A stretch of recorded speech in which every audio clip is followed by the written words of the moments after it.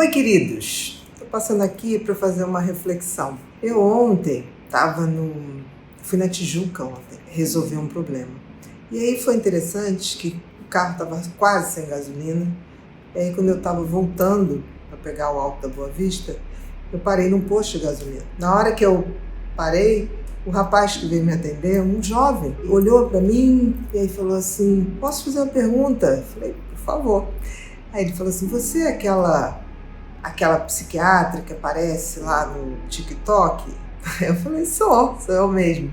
Aí ele falou assim: olha, queria te agradecer muito. Você me tirou dos piores momentos da minha vida.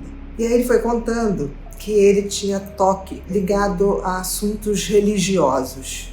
Então que ele vivia num dilema, num caldeirão de culpa, de ritualizações religiosas, e que, vendo meus vídeos, ele entendeu que ele não tinha que seguir uma religião específica, ele tinha que seguir o Cristo. E eu fiquei tão feliz com isso, mas tão feliz, porque foi libertador para ele. Ele falou: eu pensei muitas vezes em me matar. E quando você apareceu dizendo aquilo, ficou tudo tão claro na minha cabeça. Eu, claro, que fiquei muito emocionada.